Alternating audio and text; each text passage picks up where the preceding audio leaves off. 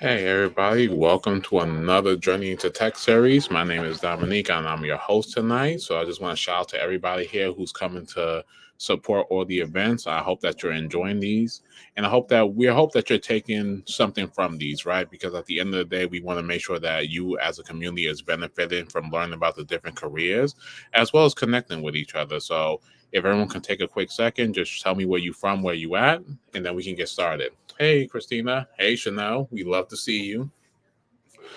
I'm super excited about it too.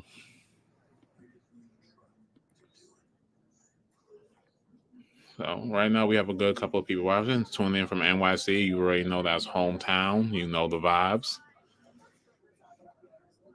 And she says, "Oh, we want to make sure that we want to shout out our co-host that I'll introduce in a second. Hey, Christina, tune in from Michigan. We love it. We love everything.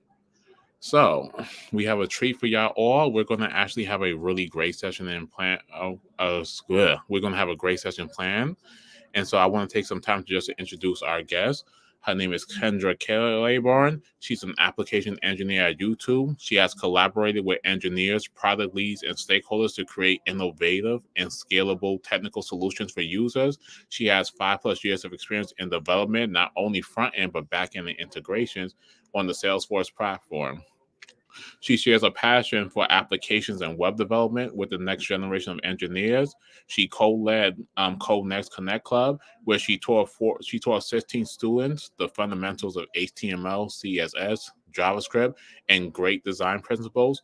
All the students were able to build their own static website after 12 weeks, and that's through just her leadership and her work that she's been able to achieve that. So, I don't think that we need to show her on her skill set because obviously she's doing the thing. So now I want to take the time to bring Miss Kendra Claiborne up to the stage. Hey, how are you, Dom? Thanks for the warm welcome.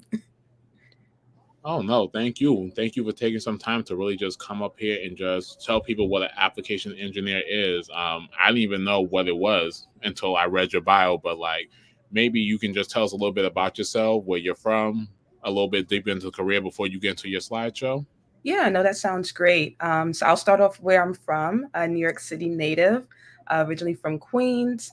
Went to school upstate New York, where I got my computer science degree. And I myself didn't know what application engineering was, early on in my undergrad and the beginning of my career as well. They don't really teach you all the different things about engineering roles in school, but they give you the fundamentals to become one. So the way I initially found out about it was actually had a company reach out to me during like my senior year of college, and they offered me an opportunity to interview with them, and that's when I learned about Salesforce development. And we can get a little bit more into that once I go through my presentation. Well, you know what? They didn't come to see my face; they came to see you. So let me let you take it away. I'm going to take myself off stage, and we're going to tune in now with Miss Claiborne. Awesome. Thanks so much again, Dom. So, everyone, welcome. I'm really excited to be here with you all today talking about my journey into tech, particularly as a application engineer. And shout out to Mentor Me Collective for hosting this series. For me, it's been really great just to see all the different roles and people doing amazing things out there in tech as well. So already had an intro, but just again, my name is Kendra Claiborne, application engineer at YouTube. Coming up on my 4 years at YouTube. Wow, what a time! Didn't think I would be be here. It's definitely been a really long journey for me. As I said, I had got my computer science degree at University at Buffalo, and the way my career started was didn't really know what type of company I was going to work with, but definitely had aspirations to be a developer. My journey started in consulting. Kind of like I initially mentioned, I had a company that reached out to me through like one of those student portals where they had like all those job applications where you can apply directly and employers could reach out to you. Had a situation where they reached out to offer me an opportunity to interview. And it was a Salesforce practice. At the time, I didn't know what Salesforce was. But to me, this was an opportunity to initially start somewhere with an internship that eventually turned full time. And I went through that interview. It was definitely a challenging one for me, being that I wasn't familiar with Salesforce and the programming language that you use on the platform. But I did get that opportunity, and that kind of is what has started my career into eventually as an application engineer. Um, but as a Salesforce developer, I have a focus on full stack development. So that means I do work on front end and back end services as well as integrations.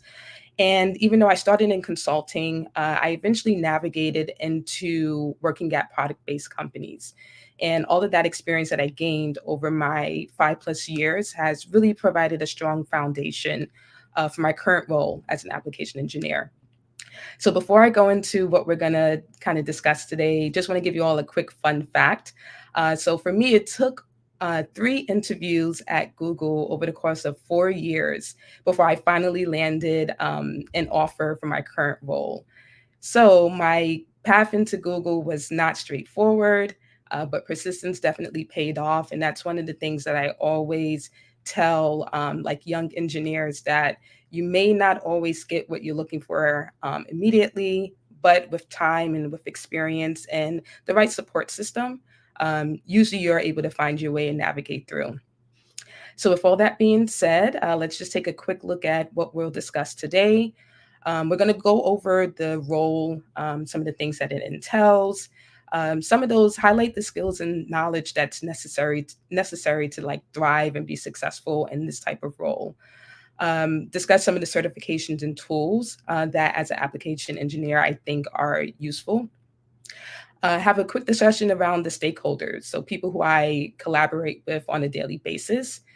We'll also discuss a project deliverable. So we'll kind of talk about a project that I recently worked on that I thought was had a lot of intricacies and really highlights a lot of the tasks and workflows for my day to day. And then we'll kind of end it off with career advice from my perspective. So I know we're all here to understand what exactly is an application engineer. So essentially, we're designers, implementers, and maintainers of internal third party applications, such as Salesforce, that integrate with Google products and services. So, what does this mean? When I say third party applications, these are tools that we are not necessarily building from the ground up, but they're platforms that already exist that we're building on top of, we're customizing to be able to integrate with, in my pursuit, in my instance, Google products and services, or as a way to be able to automate a lot of our internal business processes that we have, kind of to make our internal users more efficient. And I know I discussed about Salesforce. So for those of you not familiar with what that is, it's a cloud-based customer relationship management platform. And it's a great way to be able to bring data from different sources into one single tool for different business teams. Some of the teams that I've had the opportunity to work with were like sales, marketing, IT. A lot of these teams leverage Salesforce to be able to facilitate a lot of their customer service, to be able to capture things like the sales. So if you're selling certain products, be able to capture all of that within the tool as well. For IT or operations, be able to capture the different processes to be able to ensure that they're moving efficiently. For me as an engineer, to me, it's an open-ended application. We're able to build UIs. We can integrate it with other external applications, such as like Google services as well. And we can also be able to create data models on the tool that reflect, basically represent different business processes or models within the tool itself. And we can also automate a lot of the backend services on the platform as well. So there's so much that we can do with Salesforce. And though it is a proprietary platform, it is very open ended. And there's so much that you can do with the tool itself. So, kind of going into the actual role overview, for one thing, I wanted to highlight that what's really known and popular within Google are known as software engineers.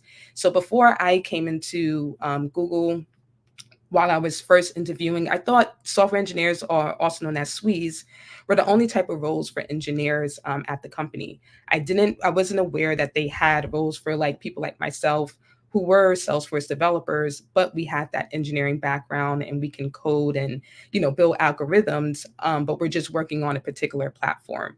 So one of the biggest differences between SWEs and application engineers is that generally we're not working on building or maintaining like those large scale systems from scratch. We're implementing those third party applications outside of Salesforce. It could be like Workday or Oracle to essentially automate a lot of our business processes. So that's one key thing just to kind of be aware of when you're looking at roles within Google. And if this is something that you're interested in, understand that they're both on the engineering ladder, but AEs, we do have very domain specific knowledge. So that means we have technical expertise and knowledge of particular platforms like Salesforce. So we have to be able to code, we have to know about algorithms and data structures, but we also need to be able to have the capability to build on top of those third party applications, which is something that maybe a SWE may necessarily does not need. And a lot of times when we're building on those third party applications, there's a heavy focus on integrating that product with Google as well. So like in my role, we do a lot of pulling and pushing of data from like our Google warehouse into Salesforce and outside of Salesforce into some of our like upstream external applications. So a lot of times just being able to have familiarity with knowing how to integrate APIs and be able to pull data in and out of an application is really like pivotal as well to this role. Some other aspects are like interacting directly with Google's internal business groups. So for us, we are not consumer facing. The product that we're building on is not consumer facing, similar to like Google search or YouTube. We're building tools for internal users. So people like myself who work at Google, I'm building for those users, and these users are like people in business. So they could be in go to market, they could be in HR, they can be in finance. In my case, we're working with business users who particularly interact with YouTube creators. They're the ones managing and making sure that their experience on the platform is successful. And that essentially that we're being able to help them generate revenue and kind of grow on the platform. So those are our user base for my particular team. So a lot of my time is interacting with those internal business groups, gathering requirements and understanding their business priorities to be able to essentially influence the roadmap that we're going to help build out for them over time. And then also just having proficiency in different business domains. So kind of like I was saying, I'm working with a lot of my team is working with what we call partner managers. So being able to have an understanding of their world. I don't have to be an expert. I don't have to know everything, but there are certain critical aspects that make it really important for me to be able to help build out technical solutions for them as well. Oh, thanks, Chanel, as well. Appreciate that. And some last few things around the role, coding. That's just the bare minimum here for this particular role. You have to be able to have experience with building front end and back end services. So that for me is like bread and butter. That's one of the main caveats that's necessary, and something that's really important during the interview process is ensuring that you have those experiences. And then also reviewing code of peers. That's something that, as you go throughout the software development lifecycle, you're most likely going to do peer code reviews for your teammates, maybe other teams as well. But it's necessary so that we can be able to provide feedback and just ensure that we're improving on the quality of the code base and following some of those like baseline standards that we've set for ourselves. Collaboration is really pivotal in this role, whether that's cross team or cross functional teams as well. We want to make sure that we're aligned on like those business objectives and those technical solutions. So we want to make sure that if there's any dependencies on another team or maybe within your teammate, there's project dependencies. A lot of that, having those conversations on a daily basis is really important, and you should be comfortable collaborating with others. Lastly, some of the last two things would be writing technical design documents. This is really great for ensuring that we have kind of a archive of what we've built, why we built it, some of the aspects that were considered, what were the constraints and limitations, and why we came up with that proposed solution. This is something that I do on a almost sprint by sprint basis, and I'll explain what a sprint is. But before we start any coding on a project, we do have to have those technical design documents defined and reviewed by our technical leads within our team. So it's really important because it helps us ensure that we've captured the requirements and then addressed all of those requirements through a technical solution. And then lastly, daily stand ups. So those are also known as scrum calls, where as a team, we come together and we share progress updates and identify any roadblocks or issues that are being experienced on a project. And essentially ensure that everyone's aligned on the different project priorities. And I find stand-ups really helpful for me because a lot of times there's so many projects that's going on within my team, and where at times we can be siloed. We're not all working on the same project all the time. So for me, I get aware of other projects that some of the other engineers are working on, understand what the high level, what is going on, the purpose of it, maybe some of the issues, and maybe there's an opportunity for us to collaborate and help each other in that scenario. Because a lot of times, even if you're not working on a project, you've worked on it maybe previously, because it could be a long-standing project, or you just have maybe some ideas of ways that can help people kind of overcome some of those roadblocks. So daily stand-ups are every day for us except Fridays. So it's really like a day-to-day thing for us, where it's really ingrained into what we do. So, how does all of this work into the broader tech landscape? So, essentially, the application I support focuses on making YouTube's partner facing teams more efficient and effective via actionable insights and automation. So, this is what we are building is how this kind of rolls up into the greater scheme of things.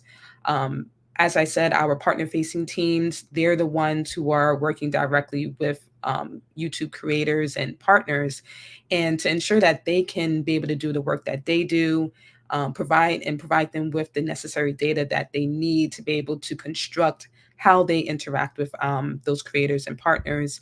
The tool that we build out is what essentially facilitates that.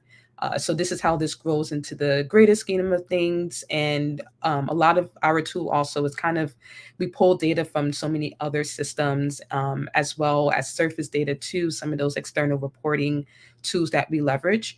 So our tool almost kind of acts like a middleman in some ways there as well. So that's kind of how we integrate in the broader scheme of the tech landscape. So the skills and knowledge that's needed. So a lot of this I've kind of comprised over time. A lot of these skills I did not have coming into my role either currently or even when I after I finished undergrad. So a lot of these things I've gained over years, and this is not something that is expected for someone to have maybe today, but just something to keep in mind. So as we said, the very base level requirement is coding. So having that ability to write, read, comprehend code, being able to come up with solutions that address particular requirements is really important. And for me as an application engineer, for the role that I do, we need to have that um, full stack capabilities. So back end, front end, and integrations. Domain specific knowledge. I've said it quite a few times, and I'll probably keep saying it over and over again. But for this role, that's really pivotal. So having that Salesforce background is what helped me get into my role today. But there's so many other third-party applications that we use either here at Google or at any other company as well. And as I said, I didn't even realize Salesforce was a tool when I first was looking to work at Google years ago that they use Salesforce. So when I did see that, I was like, wow, there's an opportunity for me to be able to work here with already some of those skills that I was gaining post college.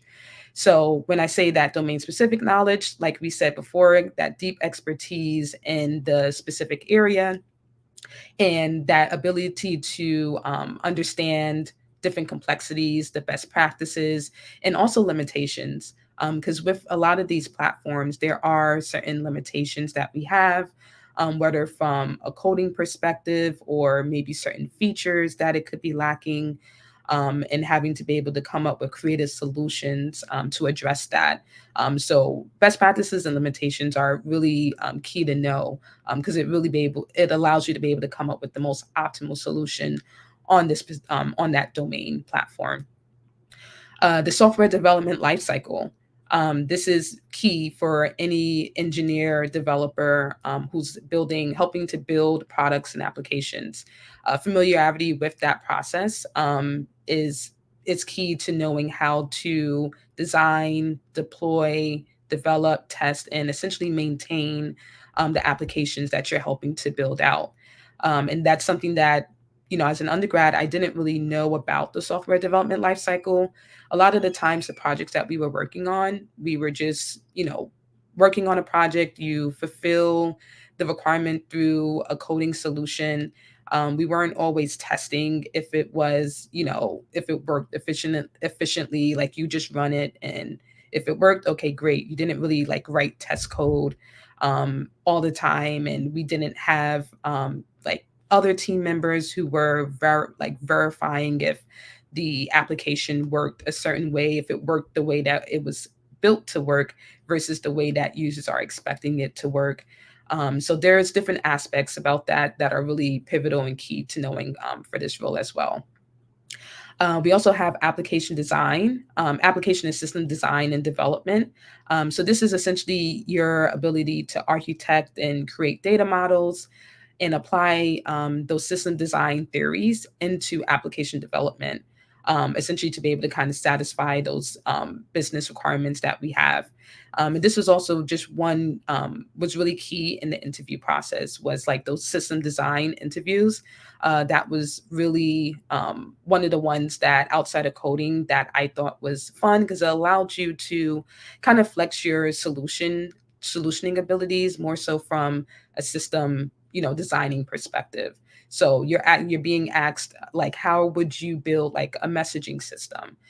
So that could be an example of like a system design, how you would design that. A lot of times we're not thinking about necessarily the code, but we're thinking about the frameworks, the underlying infrastructure, the security and privacy of things. All of those aspects more so come into play rather than just the building of it. So that's really key to just being able to have that understanding. And the last few things would be debugging and troubleshooting. There are bugs. There's always going to be bugs in the application. Things aren't always going to work as expected. You may build it one way, but users may use it in a different way. That could also be a signifier that there was not quite a lot of clarity on the business requirements. But those are some of the skills that you want to be able to start to pick up on over time. But being able to debug and troubleshoot is so valuable in this role, because a lot of times when we have users raise bugs, or we have like our quality assurance teams raise certain bugs and issues, we have to be able to identify and triage to the right person and be able to determine what is the root cause analysis, using all of those debugging tools that we have access to be able to kind of like isolate that issue and provide a resolution. Because a bug cannot go untreated. So we want to be able to, at the end of the day, address that bug, resolve the problem. And all of these things have different like SLAs for like when they need to be resolved. A lot of times, if there's like P0s, they need to be resolved within that 24-hour time frame. Versus if we have things like P1s or P2s, which are much lower priority, there's something that we can address over the span of a few business days.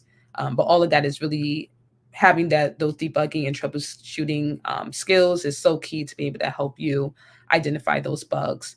And even if they're not user defined bugs, if they're just as you're going through your development process and you're building out a new feature or you're expanding, being able to have those abilities to just debug your own code or some of your teammates' code as you're going through code reviews.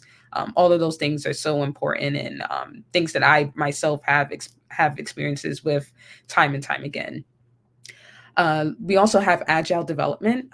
So within my team, we do practice the agile methodology, where we are breaking down projects into different phases, or what we also call sprints, to be able to essentially enable us to be very adaptive and flexible. We can take frequent feedback in. So that means if we're noticing that something isn't working the way we expected it to, we're always going to work to iteratively make updates. So we're constantly pushing out features within our production org on a pretty consistent basis, but we're doing it in an agile way so that we can consistently improve upon our tool over time. And lastly, technical communication and customer focus. So communication skills are so key. I think just in general, your ability to talk with others, using your voice to speak up in meetings, or if you're seeing that things aren't working or aligning in a certain way, be that person to raise your voice. But from a technical perspective, being able to be very clear and concise in discussing technical solutions, being able to identify and address difficult problems and ambiguity. A lot of times when we're working on projects, that everything isn't always clear. You're given certain requirements, and sometimes that may not, really be clear, or there may need more information may need to be gathered. So being able to leverage your communication through those written and verbal skills to be able to do that in a way to capture information that you need while also conveying what it is that you're trying to discuss with others. And lastly, in this role, customer focus is so important for us. Even though we're developers, we do interact with our user base probably a little bit more than your traditional software engineer.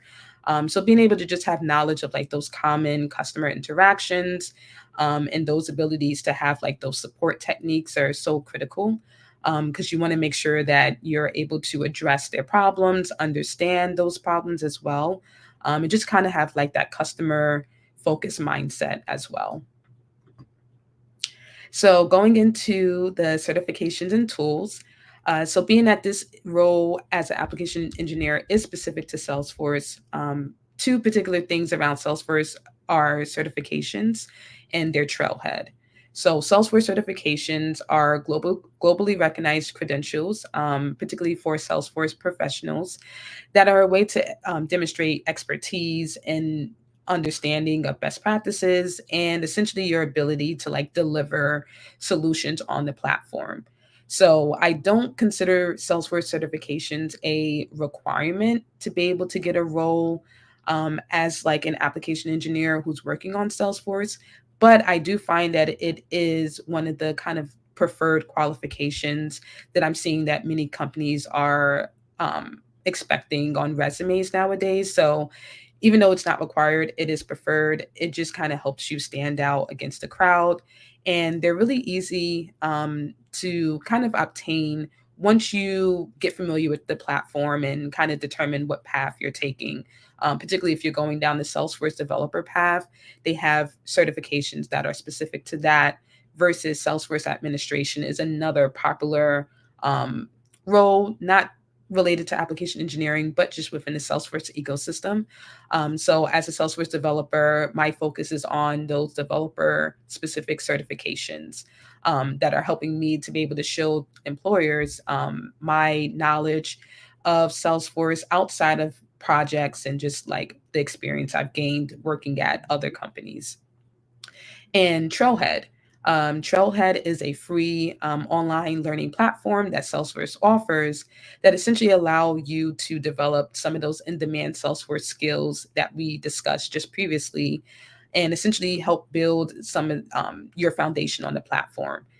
Being that it is free, it's great. It's very accessible, and I find it kind of like a gamified approach to learning, which is really nice because it kind of like gives you like these rewards and badges, which kind of give this excitement, that you're like, as you're learning, you're kind of like getting, rewards and things of that nature from it. So it kind of gives this like good feeling, and it kind of like levels you up as if like you're playing a game as well.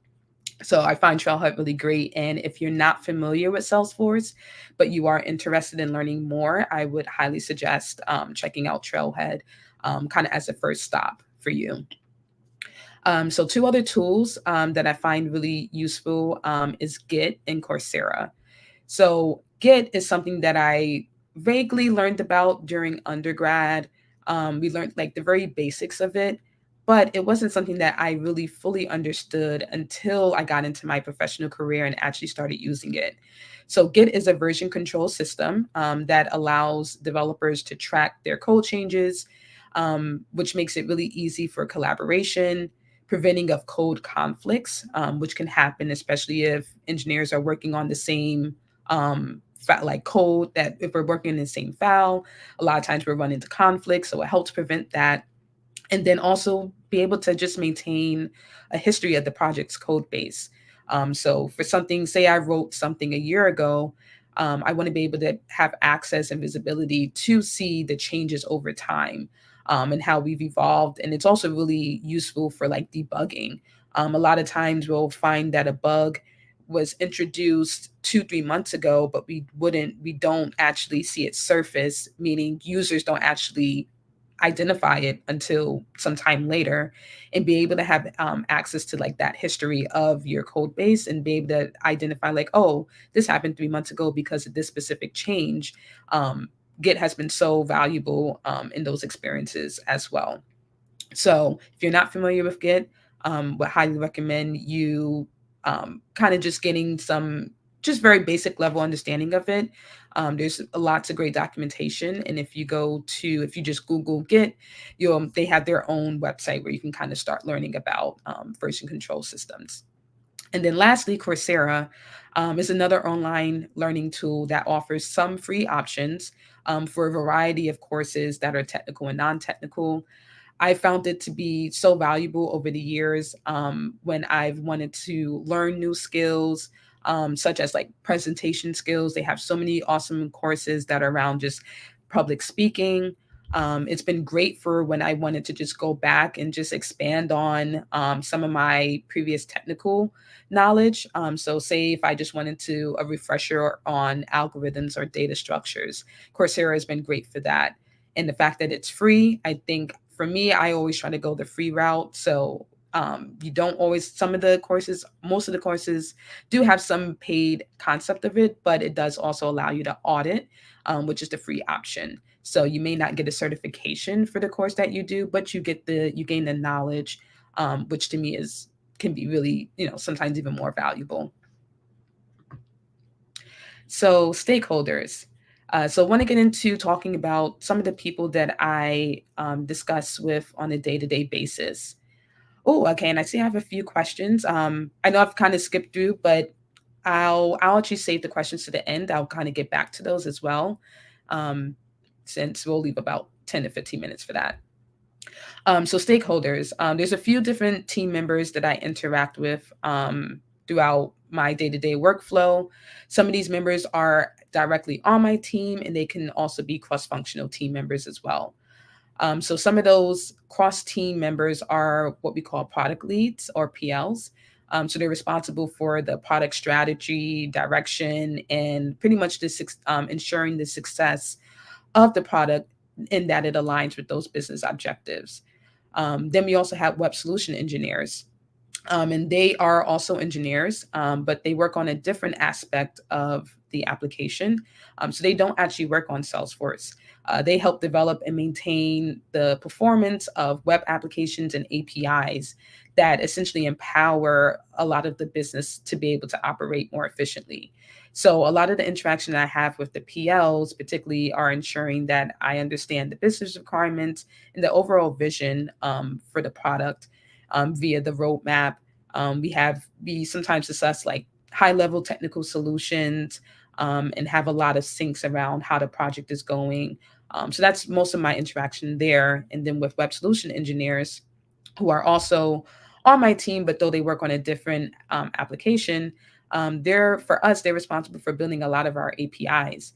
Because, like I said, we are looking to pull data from Google and YouTube data warehouses, and our web solution engineers are the ones creating those APIs that we kind of call out to be able to pass data to into our application. So they're really pivotal, and we do a lot of work together to understand like those project dependencies, be able to prevent any roadblocks or unblock each other in times of where there's maybe work that is pending on their end or our end as well. And essentially, a lot of times we're debugging with each other too. So if there's a certain bug, and if it's happening on their end, we're working together to be able to help kind of like resolve that. But from our side, our application is a black box to them. They are not always aware of what exactly is going on in Salesforce. So a lot of times we also are there to be able to explain to them what exactly is happening and get them a little bit more of a better view into our world.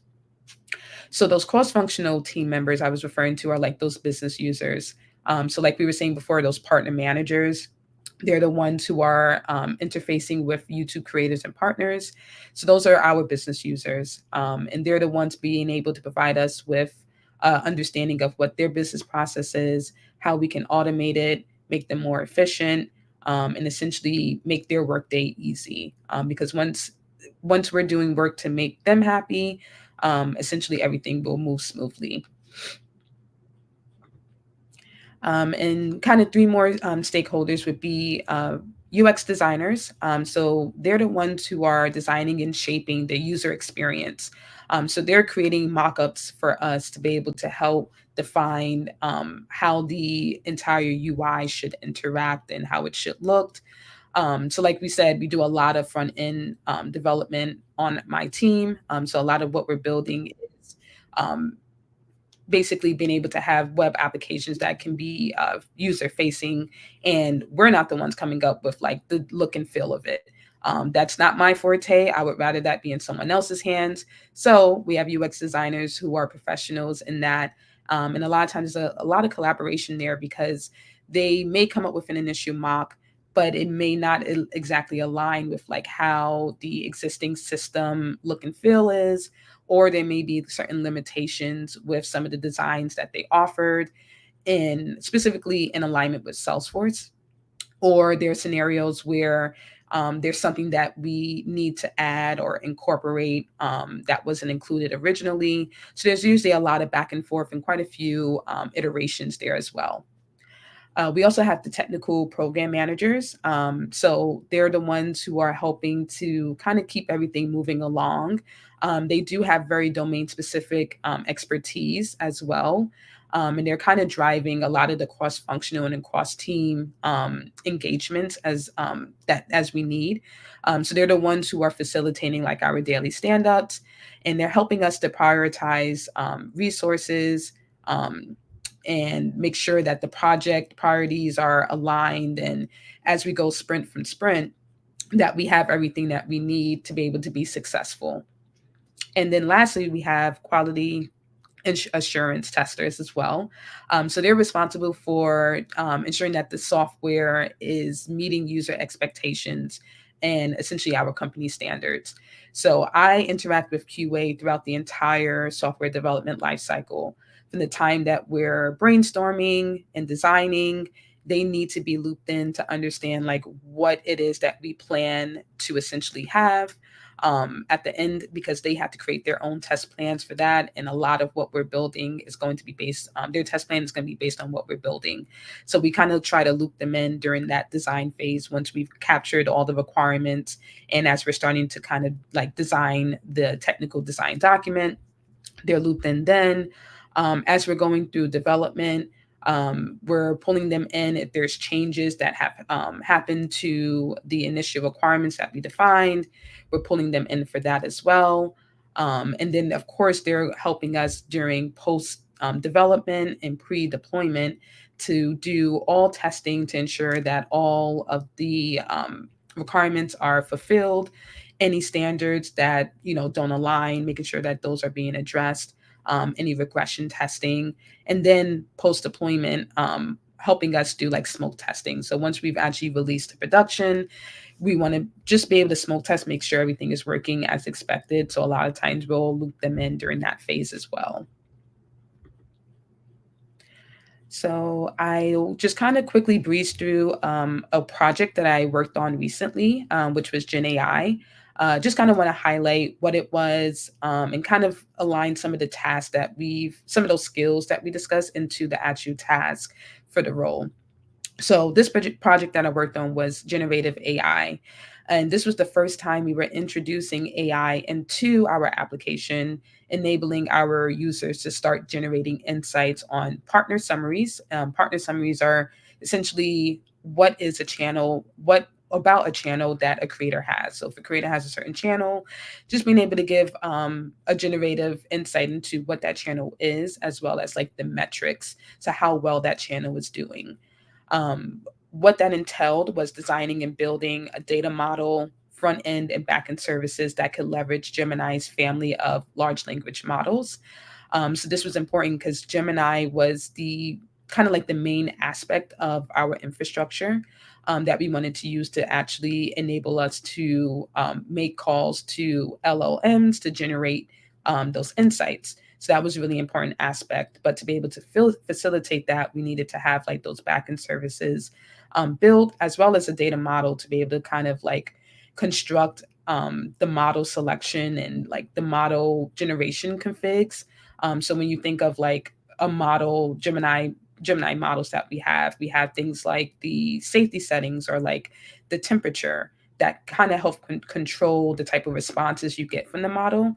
So all of that is what we had to also build as well from a data model perspective, too. And lastly, just want to highlight there were so many iterations of this project. There were tons of proof of concepts, a lot of UX and architecture redesign, um, tons of QA testing, and even a delayed dog food. But essentially, we launched and it got 85% user satisfaction rate, which was much higher than our baseline. I think was around 65 or so.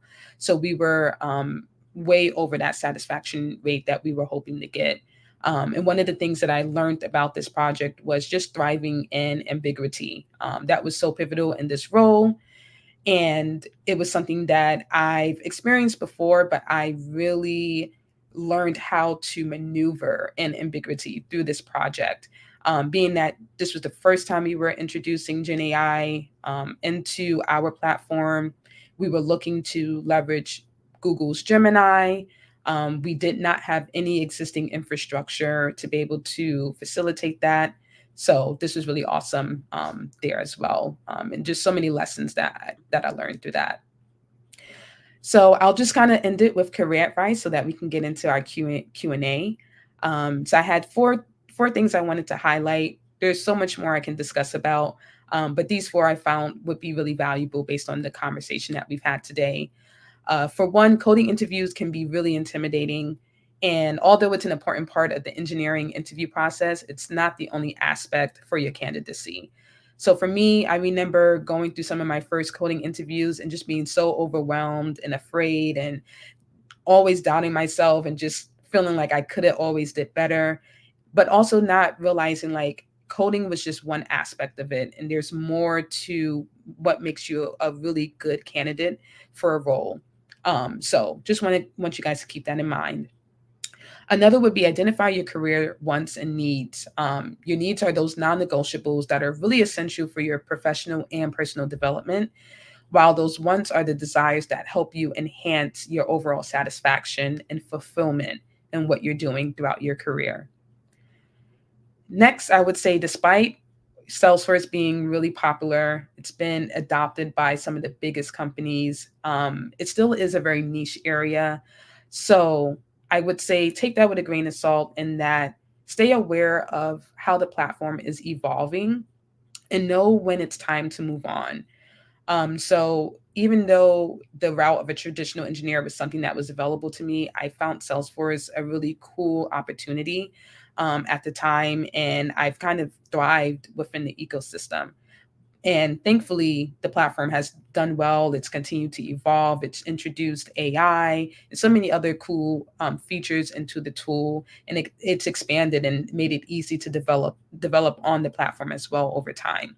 But if this was a tool that I didn't feel had much traction, I would have to probably rethink my career path and determine when it was time to kind of leave the platform and, go into something else.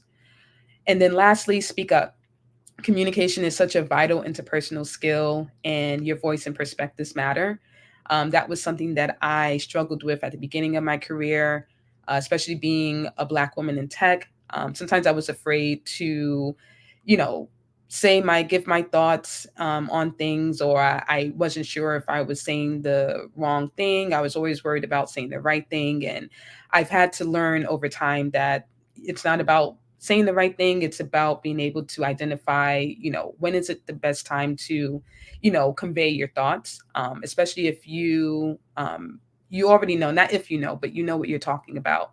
So a lot of times it's just a matter of kind of like finding that confidence within yourself to discuss. And a lot of times people are always very open to having conversations, whether you're right or you're wrong. It's a perspective and it's an aspect that's needed, because you were hired for a reason and you're in the role that you're in, as well for that. So I will take time to go through the comments as well, but I'll give Dom a quick moment. Well, first of all, sensational presentation. And as you can see, she has everything set up here for y'all to connect. So please take a second, scan those QR codes, connect with her on LinkedIn, connect with her on GitHub. She's been dropping free game for y'all. So let's give a shout out to our amazing presentation and amazing, even more amazing presenter right here with Miss Kendra. Appreciate it. Thank you so much. I hope this was helpful because I know it's a lot. I said a lot, so always happy to share this deck too with you all. So as we get into it, let's highlight the first question, right, which is from Cameron Powell, who says, "What languages/ frameworks are you using the most in your work?" Yeah. So as I mentioned, Salesforce does have a proprietary programming language known as Apex. So that's what we use for our backend. Apex is very similar to Java. It is an object-oriented programming language. So having familiarity with Java will make it really easy to pick up Apex. When I first interviewed and learned about Salesforce and went through the interview process, I had no idea what Apex was. I was not able to code in the language because I just didn't have the right tools and documentation to learn. But now that I am much more familiar, it's actually very easy to pick up. Another language you use quite frequently is JavaScript. So we use that for a lot of the front end aspects of what we're building as well. But some of the other languages that you can use is like Node.js. You can use Angular as well. That just requires importing those libraries into for that front end side of things, and you can use some of those other web development languages too. Some of the frameworks that we're using, Salesforce has its own web application framework. It's called Lightning Web Components. So that's one of the frameworks that we use. That's how we're able to build like the UIs of everything. But that's using a lot of HTML, CSS, JavaScript, and some framework specific like libraries that they have that they offer for us to be able to interface with like the DOM and build out on the web application itself. Mm. I did not know that Salesforce has its own proprietary language. That's actually kind of dope. Hmm. It is, like I said, very niche, but that's pretty much how we build on the tool. But you can use other languages like Java if you're integrating with Salesforce. So say you have an external application built on Java or Python, all you have to do is like pretty much import like those libraries to be able to make calls to Salesforce, and you can start integrating your tool. Oh, that's cool. So we're gonna go over a message from the team. Can you talk about peer reviews? How can junior engineers leverage them for growth opportunities? Yeah, peer reviews are so like every day I'm doing one. I get at least two code reviews a day. So Peer reviews are essentially where another team member on on your team is essentially they raise a pull request where they're looking for you to sorry, not pull request, but like a request for you to review their code that they hope to merge into the code base.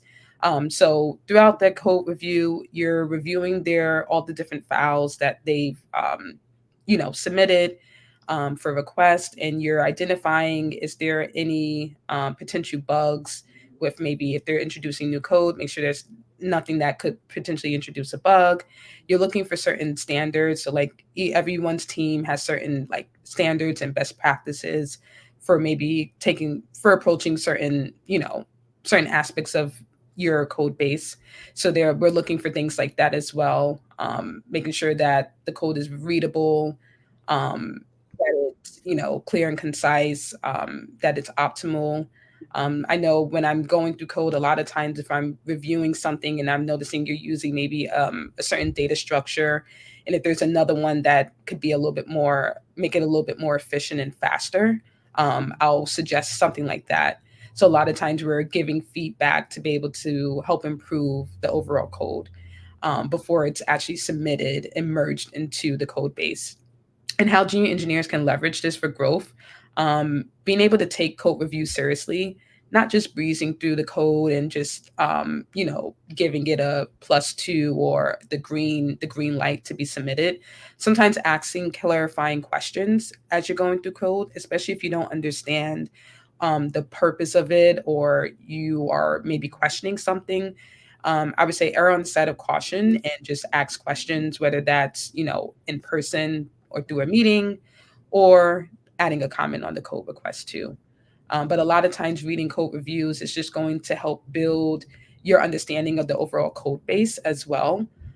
Because even if, like I said before, you might not be working on a certain aspect of the system, but a lot of times the code reviews, you'll gain a better understanding of another side of the tool that you're just not familiar with as well. Oh, fascinating, fascinating. Really good knowledge. I'm gonna Yeah. take a swing over to our main man, Kevin Lynn, over here. He says, "Hi, Kendra. Thanks so much for all these amazing insights. I'm curious what aspects of Salesforce initially drew you into wanting to do more with the platform over traditional programming." Yeah, I think a few things. I would say one of the non-technical aspects of it was the monetary financial offerings. For me, I felt like it was a great salary and it was so in demand at the time when I graduated. Like once I figured out what Salesforce was, it was just a evolving and growing tool that was just getting utilized by so many companies more and more over time. So one of the first or like second companies I worked at was Deloitte, and getting doing Salesforce development allowed me to get an opportunity to work there. And for me, the financial offerings of that was like really pivotal as well. But outside of that, for Salesforce, like from a technical perspective, I find it to be such a cool, fascinating product in itself. I love how there's always something new on the platform being offered. Like right now, there's Salesforce Einstein, which is like their AI offering. So we're learning about AI on the tool, being able to use it. It has so many like no code approaches. So there's also it's great for people who may not have like an engineering background, but they can get into the tool, learn about it through like those no code approaches, and then over time kind of like build their coding abilities, and kind of like grow in the ecosystem as well. And I would say lastly, what I realized that Salesforce can be integrated with so many other applications where you don't have to necessarily be building on the platform and using the proprietary language, but you can be on a different application using kind of like those standard programming languages and still interfacing with it. To me, that was really awesome to see because it doesn't just silo it into its own, side of the tech stack. It can be interfaced with other applications as well. So that to me was really kind of like cool to see and made me feel like, okay, I'm not necessarily pinning myself in a bubble. Amazing, amazing answer. We love it. To follow up, we want to ask you, this one's going to actually come from the team and it's more in depth, but what do you enjoy most about working at YouTube and what keeps you motivated in that role? Yeah, I think what I love the most is YouTube is a tool that I use every day. I before working here, I was a YouTube fanatic. I don't really watch TV too much, but YouTube was definitely like my way of staying aware of like what's going on or following creators who like lifestyle creators and vloggers that had things of that I was interested in.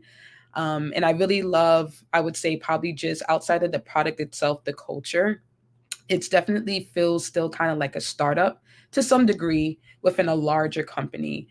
So I love that feeling where I have really direct access to like my teammates, my managers, and leadership. And people are, really down to earth and are just want to offer a great product to consumers. So I do love the culture a lot. And I think what keeps me motivated about my role is just that opportunity for growth and development. I've grown so much over the past 4 years. I've worked on things that I never would have imagined I would have had the opportunity to do. And things like that keep me motivated for like the next 4 years of what it is to build. And I also have a really great team. My teammates are so knowledgeable, and I've learned so much from them. So that definitely is kind of like is what's definitely helping me to stay and want to thrive in this role. Well, we love to hear that. And so we got a minute or two more. So let's end it with this one. What trends do you see shaping the future of application engineering, particularly in the context of video platforms like YouTube? Ooh, that's a good question. Ooh, I think AI for one. Obviously we're hearing AI every day, but I really think that trend is what I'm seeing is the trajectory within this role. A lot of the features that we're looking to build, at least within my team and quite a few of the other teams, is AI, automating even like some of our development processes. Like, how can we leverage AI to make code reviews more efficient? And a little bit easier. Like, can we use AI, train it to be able to identify certain like standards that we're looking that should be applied, and being able to say like add a automated code review comment to address, make a certain change. Um, and outside of that, just the ability to understand and apply AI and tools, I think is really pivotal. But in the context of video platforms like YouTube, I think AI is well playing a role. Obviously, YouTube has some AI features that they're introducing. I think there's room for improvement there, if we're being honest. But I know for their roadmap, that's a really big aspect of it, because some of our competitors, have a lot of like those AI capabilities. And I think YouTube is hoping to really make a mark there as well. So I would definitely keep AI at top of your mind when you're thinking about coming into this role, and just being able to have a basic understanding of what AI is and how to apply it. Um, yeah, so that'll be to be seen. Well, she gave y'all something to think about. So if you're interested in this career, again, she has her LinkedIn over here. She has her Get over here. Make sure that you connect with her. I'm happy to see, like, for example, Renee really enjoyed the presentation, as did Kevin. You got a lot of people who gave you a lot of glowing reviews. So I just want to say again, thank you for taking the time to meet with us. Thank you for taking on and come and speak to the community. Like, it's through you that all these types of things are possible, and we just want to give you your flowers and say like you're doing an amazing job. And just thank you so much for knowledge dropping for us. Awesome. Thank you, Dom. So great speaking with you in the community, and keep doing a great thing. We love it. So, yeah, as y'all know, we still got four more events coming up. So we want to be respectful of everybody's time. But again, just want to shout Kendra out. Thank you so much for kicking this off. This was a great start, and I hope that we get to see you around the community more. You have a depth of knowledge, and we just love to see it. And we want to make sure that we support you in any way possible. Awesome. Thank you. I'm here to share, so please connect. Of course. So for now, it's 7 o'clock on the East Coast. So we're gonna take some time now, enjoy some time with our families, get off live. Hope everyone has an amazing day and also great start to the week. Yes. Enjoy. Have a great one.